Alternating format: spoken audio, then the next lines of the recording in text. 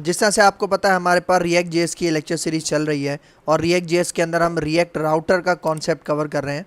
तो भाई देखो, आज के इस लेक्चर के अंदर हम रिएक्ट राउटर का एक बहुत ही ज़्यादा इंपॉर्टेंट टॉपिक कवर करने वाले हैं जिसका नाम है सर्च पैरम्स, मतलब सर्च पैरामीटर्स। और सर्च पैरम्स के कॉन्सेप्ट के लिए हम एक हुक फंक्शन यूज़ करेंगे अपनी रिएक्ट राउटर लाइब्रेरी का, जिसका नाम क्या है, यूज सर्च पैरम्स। भाई देखो, ये जो यूज सर्च पैरम्स का हुक है ना हमारे पास, ये क्यूरी स्ट्रिंग के कॉन्सेप्ट के लिए यूज़ होता है, सर्च पैरामीटर्स के लिए यूज़ होता है हमारी रिएक्ट के अंदर।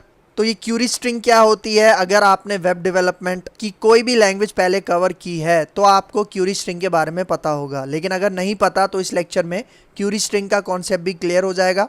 और भाई देखो, सर्च पैरामीटर्स जिस तरह से देखो नाम से ही जाहिर है कि भाई जहाँ पे भी हम सर्चिंग वगैरह का काम करते हैं ना, मतलब जहाँ हमारे पास टेक्स्ट बॉक्स होता है हम उसके अंदर सर्चिंग करते हैं और उसके अकॉर्डिंग हमें रिजल्ट डिस्प्ले होता है, तो उस कॉन्सेप्ट के लिए हम यूज़ करते हैं क्यूरी स्ट्रिंग। लेकिन ज़रूरी नहीं है कि टेक्स्ट बॉक्स के लिए हम यूज़ करें, मतलब हम किसी बटन वगैरह के साथ भी यूज़ कर सकते हैं और किसी दूसरी चीज़ के साथ भी यूज़ कर सकते हैं इसको, मतलब अकॉर्डिंग टू द रिक्वायरमेंट। तो ये हमारा पार्ट नंबर 65 होगा और मैं हूँ आपका सर मोहम्मद आदिल, और अब हम अपना लेक्चर स्टार्ट करते हैं।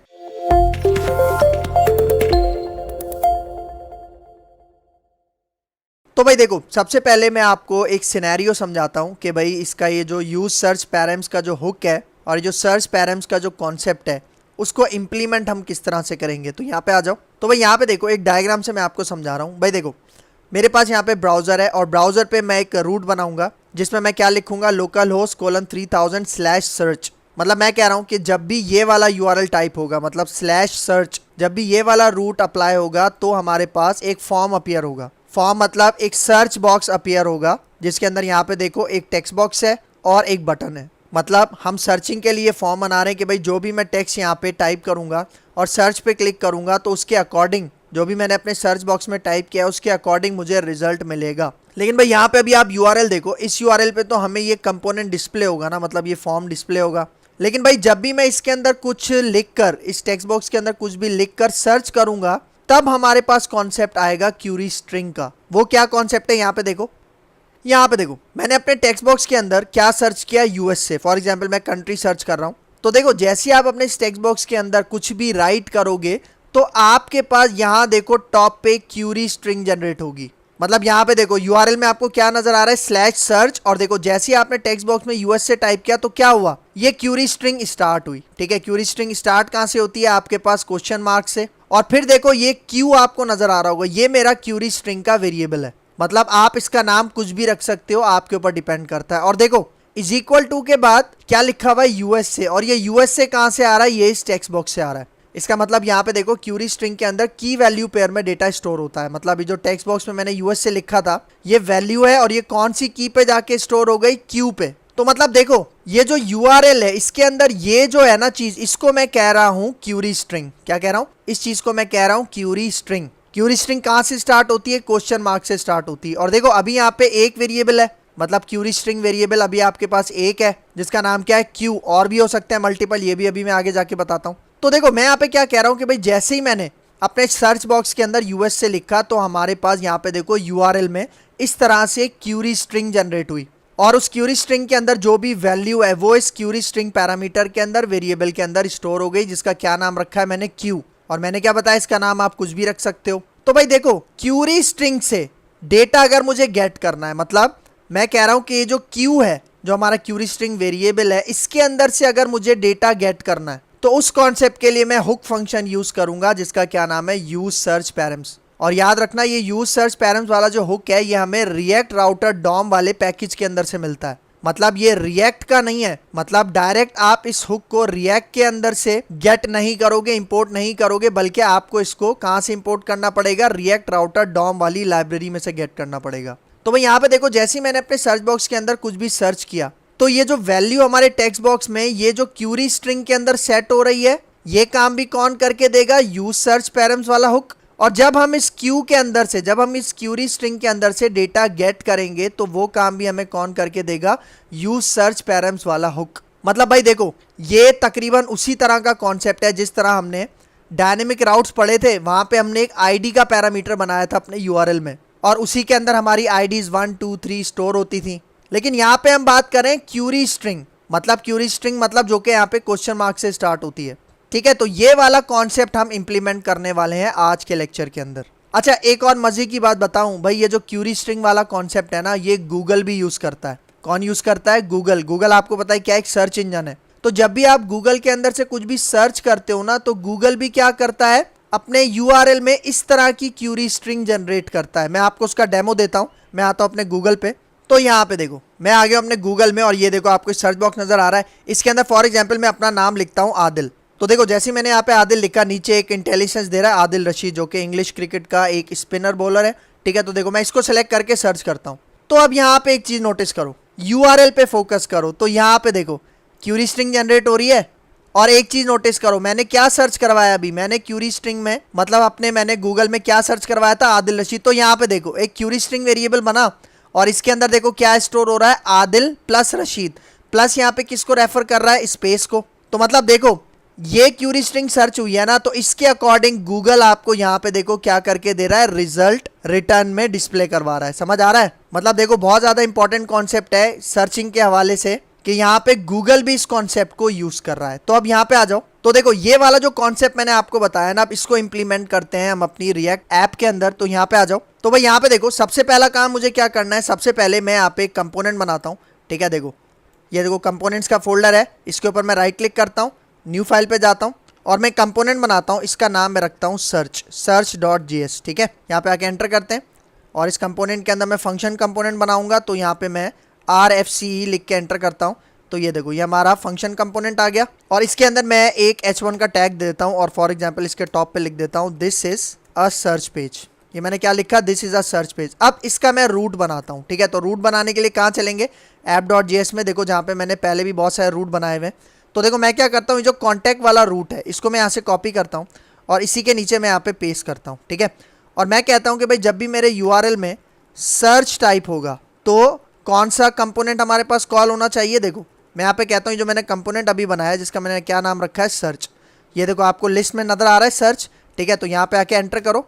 तो जैसे ही आप एंटर करोगे तो टॉप पे देखो इसका इंपोर्ट भी यहाँ पे देखो ऐड हो चुका है। अगर ऐड ना हो तो आपने खुद से ऐड करना है। ठीक है, तो अब इसको टेस्ट करते हैं। मैं आता हूँ यहाँ पे अपने ब्राउजर में। ठीक है, तो यहाँ आते हैं रिएक्ट ऐप में। तो देखो अभी ये आपको हमारी एप्लीकेशन नजर आ रही है, ये जो हमने अपने प्रीवियस लेक्चर्स के अंदर कवर की थी। लेकिन यहाँ पे देखो यूआरएल में मैं लिखता हूँ /search। ठीक है, तो देखो जैसे /search लिख के एंटर करता हूँ, तो ये देखो हमें सर्च कंपोनेंट शो हो रहा है, जिसके अंदर मैंने क्या लिखा था, this is a search page.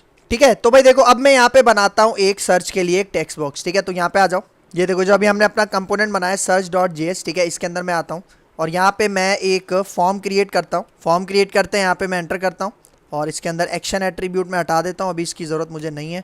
ठीक है, मैं यहाँ पे एक लेबल ले लेता हूँ, लेबल लेता हूँ, और यहाँ पे मैं क्या देता हूँ, सर्च। ठीक है, लेबल में क्या लिख दिया मैंने यहाँ पे, सर्च। और अब यहाँ पे आ जाओ, इसके नीचे मैं एक बनाता हूँ अपना टेक्स्ट बॉक्स। ठीक है, जो कि इनपुट टाइप टेक्स्ट बॉक्स होगा, और इसके अंदर प्लेस होल्डर भी मैं लगा देता हूँ, और प्लेस होल्डर के अंदर मैं क्या देता हूँ, सर्च। ठीक है, और इसके नीचे अब मुझे एक बटन बनाना है। ठीक है, तो मैं यहाँ पे BR का टैग ले लेता हूँ, 2 ले लेता हूँ, और यहाँ पे मैं एक सबमिट बटन बनाता हूँ। ठीक है, तो यहाँ पे ये इनपुट कोलन सबमिट लिख के मैं यहाँ पे एंटर करता हूँ। ठीक है, तो ये सबमिट बटन आ गया, और इसके अंदर मैं यहाँ पे वैल्यू पास कर देता हूँ सर्च। ठीक हो गया। तो अब यहाँ पे मैं आपको इसका रिजल्ट दिखाता हूँ, ब्राउजर पे आओ। तो ये देखो आपको रिजल्ट नजर आ रहा है, एक सर्च लेबल है, ये सर्च बॉक्स है, और नीचे देखो सर्च का बटन आपको शो हो रहा है। तो भाई अब मैं कह रहा हूँ कि फॉर एग्जाम्पल मैं इसके अंदर जो भी सर्च करूँ ना, फॉर एग्जाम्पल मैं इसके अंदर लिखता हूँ आदिल। तो ये जो आदिल मैंने लिखा है ना, तो ये मेरे क्यूरी स्ट्रिंग के अंदर यहाँ पे आ जाए, मतलब एक वेरिएबल बन जाए क्यूरी स्ट्रिंग में, और उसके अंदर ये जो आदिल है वो स्टोर हो जाए। ठीक है, तो ये काम किस तरह से करेंगे मैंने बताया। इसके लिए मैं यहाँ पे यूज करूंगा अपना यूज सर्च पैरम्स वाला हुक फंक्शन। ठीक है, तो यहाँ पे आ जाओ। देखो यहाँ पे मैं लिखता हूँ यूज सर्च पैरम्स। देखो आपको यहाँ पे लिस्ट में नजर आ रहा है, आप यहाँ पे आके एंटर करो। जैसे आप एंटर करोगे तो ये देखो इसने हमें इंपोर्ट करके दिया। देखो यूज सर्च पैरम्स इसने हमें नेम्ड इंपोर्ट करके दिया है। नेम्ड इंपोर्ट कहाँ से इंपोर्ट करके दिया, इसने हमें रिएक्ट राउटर डॉम में से, मतलब रिएक्ट में से नहीं बल्कि रिएक्ट राउटर डॉम में से। क्योंकि भाई देखो एक बात याद रखना, आप कोई भी लाइब्रेरी कोई भी पैकेज यूज कर रहे हो ना अपनी रिएक्ट ऐप के अंदर, उसके अपने भी हुक फंक्शंस होते हैं। मतलब ये नहीं समझना कि सारे हुक फंक्शंस रिएक्ट के ही होते हैं, जो आप लाइब्रेरी यूज करते हो ना उनके भी अपने अपने हुक फंक्शंस होते हैं। तो भाई यहाँ पे देखो ये आ गया हुक फंक्शन, और देखो ये हुक फंक्शन ना 2 चीजें रिटर्न करता है, सेम उसी तरह जिस तरह यूज स्टेट हमने यूज किया था। तो देखो मैं यहाँ पे क्या करता हूँ, कॉन्स्ट यूज करता हूँ, और उन 2 चीज़ों को एक्सट्रैक्ट करने के लिए यहाँ पे देखो मैंने एक स्क्वायर ब्रैकेट बनाया, और यहाँ पे अब देखो मैं सबसे पहले कहता हूँ सर्च पैरम्स, ठीक है, और फिर दूसरा इसमें यहाँ पे मैं देता हूँ set search params, set search params. देखो मैंने क्या बताया, यूज सर्च पैरम्स हमें दो चीजें रिटर्न करता है, सेम उसी तरह जिस तरह से हमने यूज स्टेट का कॉन्सेप्ट देखा था। तो भाई अब यहाँ पे देखो इन दोनों चीजों के अंदर स्टोर क्या हो रहा है। भाई यहाँ पे देखो यूज सर्च पैरम्स हमें क्या करके देगा, यूआरएल के अंदर जो भी हमारे क्यूरी स्ट्रिंग पैरामीटर्स है ना, जो भी हमारा क्यूरी स्ट्रिंग वाला डेटा है वो कहाँ पे जाके स्टोर हो जाएगा, इस सर्च पैरम्स के अंदर स्टोर हो जाएगा। और अगर मुझे इस सर्च पैरम्स को सेट करवाना है, अपडेट करवाना है, तो उस कॉन्सेप्ट के लिए हम यूज करेंगे ये वाला फंक्शन। ये क्या है, ये बेसिकली एक फंक्शन है जो कि क्या करता है, हमारे वो जो पैरामीटर्स हैं हमारी क्यूरी स्ट्रिंग के अंदर उनको अपडेट करने के लिए, सेट करने के लिए हम ये सेट सर्च पैरम्स वाला फंक्शन यूज करते हैं। तो भाई देखो अब मैं सबसे पहले इस फंक्शन को यूज करता हूं, और इसको यूज कहां पे करूंगा, यहां पे आ जाओ। देखो मैंने क्या बताया कि जैसे मैं इस टेक्स्ट बॉक्स के अंदर कुछ भी टाइप करूंगा वो मेरे यूआरएल के अंदर शो होना चाहिए। तो उसके लिए मैं क्या करता हूं, यहाँ पे देखो मैं ऑन चेंज इवेंट यहाँ पे यूज करता हूं अपने टेक्स्ट बॉक्स के ऊपर, और यहाँ पे देखो यहाँ पे मैं एक फंक्शन पास करता हूं और ये एक एरो फंक्शन होगा, ठीक है। और यहाँ पे अब मैं ये यूज करता हूं, ठीक है, जो कि मैंने अभी फंक्शन बनाया था जिसका नाम क्या था, सेट सर्च पैरम्स, ठीक है। ये जो मैंने ऊपर बनाया था सेट सर्च पैरम्स, कौन सा वाला, ये वाला, ये देखो आपको नजर आ रहा है ये वाला सेट सर्च पैरम्स। आप भले इसको यहाँ से कॉपी करके यहाँ पेस्ट भी कर सकते हो, ठीक है। तो अब देखो इसके अंदर ना हम ऑब्जेक्ट पास करते हैं, और ऑब्जेक्ट के लिए हम क्या देते हैं, कर्ली ब्रैकेट देते हैं। और देखो मैं क्या कहता हूं कि मैं एक क्यूरी स्ट्रिंग वेरिएबल बना रहा हूं और उसका नाम मैंने क्या रखा, क्यू। आप इसका नाम कुछ भी रख सकते हो, आप इसका नाम नेम भी रख सकते हो, आपके ऊपर डिपेंड करता है। मैं यहाँ पे कह रहा हूँ क्यू, और मैं कह रहा हूँ कि भाई क्यू के ऊपर मुझे डेटा क्या स्टोर करवाना है, E dot target dot value. अब देखो ये E dot target dot value क्या है, भाई देखो ई डॉट टारगेट मैं किसे कह रहा हूं, ये जो हमारा टेक्स्ट बॉक्स है, और इसके अंदर मैं टेक्स्ट बॉक्स के अंदर जो भी वैल्यू टाइप करूंगा वो वैल्यू कौन से पैरामीटर में स्टोर हो जाएगी, क्यू में। और सेट सर्च पैरम्स क्या करेगा, इसे हमारे यूआरएल में दिखा देगा। मतलब जो भी मैं अपने टेक्स्ट बॉक्स में वैल्यू डालूंगा, फॉर एग्जांपल सपोज करो मैंने अपने टेक्स्ट बॉक्स में वैल्यू यहाँ पे क्या डाली, यूएस से, वो यूएस से कहाँ पे जाके स्टोर हो जाएगा, क्यू में। और ये एक क्यूरी स्ट्रिंग बना के हमें हमारे ब्राउजर के यूआरएल पे दिखा देगा, ठीक है। तो मैं आपको इसका रिजल्ट दिखाता हूँ, इसको सेव करते हैं, ब्राउजर पे आते हैं, ठीक है। एक दफ़ा इसको हम यहाँ पे रिफ्रेश भी कर लेते हैं, वैसे रिफ्रेश करने की जरूरत पड़ती तो नहीं है, लेकिन मैं अपनी सेटिस्फैक्शन के लिए फिर भी कर देता हूँ। तो यहाँ पे देखो अभी आप देखो हमारे यूआरएल के अंदर क्या शो हो रहा है, सिर्फ स्लैश सर्च। लेकिन यहाँ पे देखो जैसे ही मैं यूएस से टाइप करता हूँ अपने सर्च बॉक्स में, तो अब देखो क्यूरी स्ट्रिंग पे फोकस करो, सेट सर्च पैरम्स ने क्या किया, हमारे टेक्स्ट बॉक्स की जो भी वैल्यू थी वो हमारे क्यूरी में, मतलब क्यूरी स्ट्रिंग में यहाँ पे उसने हमें अटैच करके दे दी। समझ में आ रहा है। तो ये काम अभी किसने करके दिया, ये काम हमें करके दिया इसने, जो हमारा सेकंड वाला यहाँ पे था ना फंक्शन, उसको मैंने यहाँ पे यूज किया ऑन चेंज पे। और आपको पता है ऑन चेंज इवेंट कब चलता है, जब जब आपने टेक्स्ट बॉक्स में कुछ भी राइट करते हो तो ऑन चेंज चलता है। और ऑन चेंज चलेगा तो क्या होगा कि जो भी हमारे टेक्स्ट बॉक्स की वैल्यू है वो क्यू के अंदर सेट हो जाएगी। और देखो मैंने क्या बताया, जरूरी नहीं है आप क्यू इसका नाम रखो, आप इसका नाम कुछ भी रख सकते हो। फॉर एग्जाम्पल मैं इसका नाम रख देता हूँ यहाँ पे नेम, ठीक है, शॉर्ट में लिख लेते हैं नेम, ठीक है। तो अब इसको सेव करता हूँ, ब्राउजर पे आते हैं, ठीक है। और देखो ये क्यूरी स्ट्रिंग मैं हटाता हूँ 2 मिनट के लिए, और इसको मैं यहाँ से रिफ्रेश करता हूँ, ठीक है। तो देखो अब अगर मैं यहाँ पे फॉर एग्जांपल आदिल सर्च करता हूँ, ठीक है, देखो आदिल लिख के यहाँ पे मैंने जैसे ही आदिल लिखा तो देखो टॉप पे अब क्या आ रहा है, क्यूरी स्ट्रिंग वेरिएबल नेम आ रहा है। तो मतलब आप यहाँ पे कोई भी नाम रख सकते हो। तो मैं इसको फिलहाल दोबारा यहाँ से कंट्रोल जेड करके क्यू रख देता हूँ, सही है, ठीक है। तो इसको सेव करते हैं, ब्राउजर पे आओ, इसको मैं यहाँ से हटाता हूँ, रिफ्रेश करता हूँ, और अब यहाँ पे आप कुछ भी लिखोगे, ठीक है, तो क्या होगा, ये क्यू के अंदर हमारे सर्च बॉक्स की वैल्यू स्टोर होगी। तो भाई देखो अब मैंने अपने सर्च बॉक्स का डेटा यहाँ क्यूरी स्ट्रिंग के अंदर सेट तो करवा दिया, अपडेट तो करवा दिया, लेकिन अब मैं इसको गेट कैसे करूंगा, गेट करूंगा। फॉर एग्जांपल मैं कह रहा हूं कि भाई जैसे ही मैं सर्च बटन पे क्लिक करता हूं ना, तो जो भी मेरे क्यूरी स्ट्रिंग में यहाँ पे डेटा आ रहा है वो मुझे रिटर्न हो जाए। तो उसके लिए मैं यहाँ पे क्या करता हूँ, देखो ये जो मैंने फॉर्म बनाया ना, ठीक है, इस फॉर्म के ऊपर मैं यहाँ पे ऑन सबमिट के ऊपर एक इवेंट हैंडलर लगा देता हूँ, और उसको मैं कहता हूँ फॉर एग्जाम्पल हैंडल सबमिट, ठीक है, या हैंडल सर्च कह देते हैं क्योंकि सर्च के लिए काम कर रहे हैं, तो इसको मैं कहता हूँ हैंडल सर्च। और अब ये वाला फंक्शन मैं यहाँ पे बना लेता हूँ, ठीक है। तो यहाँ पे आ जाओ, जहाँ पे मैंने वेरिएबल बनाया है, जहाँ पे मैंने ये यूज सर्च पैरम्स यूज़ किया, उसके बाद देखो यहाँ पे मैं कॉन्स्ट बनाता हूँ, और इसका क्या नाम है, हैंडल सर्च। और ये हमारे पास होगा एक एरो फंक्शन, ठीक है, एरो फंक्शन, ये इसकी बॉडी आ गई। और यहाँ पे मैं फॉर एग्जांपल पास कर देता हूँ ई, मतलब अब जब मैं अपना फॉर्म सबमिट करूँगा, मतलब सबमिट के बटन पे क्लिक करूँगा, तो ये वाला इवेंट चलेगा। और भाई आपको पता है जब भी हम सबमिट करते हैं तो नॉर्मल बिहेवियर क्या होता है, हमारा पेज रीलोड होता है। तो उसको रोकने के लिए यहाँ पे मैं ई डॉट प्रिवेंट डिफॉल्ट, ये हमने कवर किया हुआ है जब हम फॉर्म हैंडलिंग की बात कर रहे थे।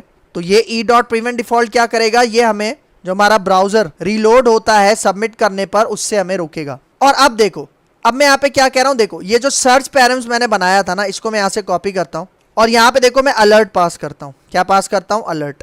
और इस अलर्ट के अंदर देखो मैं क्या कहता हूँ कि जो सर्च पैरम्स है इसके अंदर से आप गेट करो।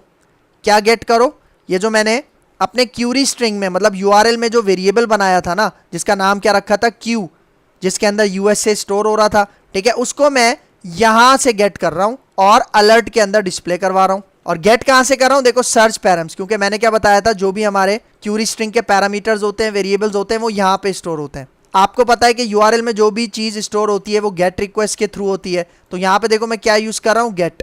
और क्या गेट कर रहा हूं, क्यू, क्योंकि मेरे जो क्यूरी स्ट्रिंग वेरिएबल का नाम है वो मैंने क्या रखा है, क्यू। ठीक है, देखो आपको नीचे नजर आ रहा होगा, यहाँ पे मैंने सेट कहाँ पे किया था, क्यू के अंदर सेट किया था। ठीक है, तो अब इसका रिजल्ट मैं आपको दिखाता हूँ। सेव करते हैं, ब्राउजर पे आते हैं। ठीक है, तो यहाँ पे देखो ये मैं क्यूरी स्ट्रिंग यहाँ से सबसे पहले रिमूव करता हूँ। ठीक है, और यहाँ पे आके अब रिफ्रेश करते हैं। ठीक है, फॉर एग्जाम्पल देखो मैं यहाँ पे सर्च में लिखता हूँ कैनेडा। तो देखो जैसे मैंने कैनेडा लिखा है, यहाँ पे देखो अब क्यू के अंदर क्या स्टोर हो रहा है, कैनेडा। और अब जैसे ही मैं सर्च के ऊपर क्लिक करता हूँ तो रिजल्ट देखना, तो ये देखो हमें अलर्ट में क्या शो हो रहा है, कैनेडा। समझ में आया, मतलब देखो जो भी हमें वैल्यू यहाँ पे गेट हो रही है ना, गेट हो रही है, उसके अकॉर्डिंग हम कोई भी काम परफॉर्म कर सकते हैं। मतलब देखो जरूरी नहीं है आप इसको डायरेक्ट पास करो, आप इसको यहाँ पे वेरिएबल में भी स्टोर कर सकते हो। फॉर एग्जाम्पल यहाँ पे मैं वेरिएबल का नाम रखता हूँ डेटा, और इसके अंदर देखो मैं ये पास कर देता हूँ। मतलब मैं कह रहा हूँ क्यू का जो भी रिजल्ट है वो डेटा में डालो, और डेटा को मैं यहाँ पे अलर्ट करवा देता हूँ। तो मतलब देखो जो भी हमारा क्यूरी स्ट्रिंग का वेरिएबल है वो यहाँ पे आके स्टोर हो गया, और इसके अंदर जो भी वैल्यू है उसको मैं अब किसी भी काम के लिए यूज कर सकता हूँ। मतलब चाहे मुझे डेटा डेटाबेस से सर्च करवाना है, मतलब वेब एपीआई के थ्रू अगर मुझे कोई डेटा अपने डेटाबेस से सर्च करवाना है, फेच करवाना है इस वेरिएबल की मदद से, तो वो भी मैं यूज कर सकता हूँ। या और कोई काम है उसको परफॉर्म करने के लिए भी मैं ये यूज कर सकता हूँ। ठीक है, तो देखो अब इसको सेव करते हैं, रिजल्ट आपको यहाँ पे सेम मिलेगा। ठीक है, इसको मैं यहाँ से हटाता हूँ, रिफ्रेश करते हैं, और देखो अब यहाँ पे फॉर एग्जांपल मैं लिख देता हूँ लंदन। ठीक है, यहाँ पे मैंने लिखा लंदन, और जैसे सर्च करूंगा तो ये देखो पहले यूआरएल में आया था और जैसे सर्च पे क्लिक किया तो देखो ये अलर्ट पे भी आ गया। समझ में आ रहा है आपको। तो अब एक चीज नोटिस करो, सर्च करने से पहले मैं यहाँ पे क्या कर रहा हूँ, मैं अपना ये जो क्यूरी स्ट्रिंग है इसको रिमूव करता हूँ। तो भाई देखो मैं कह रहा हूँ अब मैंने सर्च कर लिया ना, तो अब मुझे इसको रीसेट करना है। तो रीसेट करने के लिए भी मैं यहाँ पे एक बटन बना लेता हूँ। ठीक है, तो यहाँ आ जाओ नीचे। ठीक है, देखो यहाँ पे मैं एक ये जो सबमिट बटन है इसके नीचे एक मैं इनपुट टाइप बटन बनाता हूँ, इनपुट टाइप बटन बनाता हूँ, और मैं इसको कहता हूँ रीसेट। और रीसेट पे क्या होगा, देखो ऑन क्लिक पे लगाता हूँ, और मैं दोबारा यही वाला फंक्शन यूज करता हूँ, ये जो मैंने ऑन चेंज पे लगाया था। ठीक है, ऑन चेंज पे लगाया था, इसको मैं यहाँ से ये पूरा का पूरा यहाँ से कॉपी कर लेता हूँ।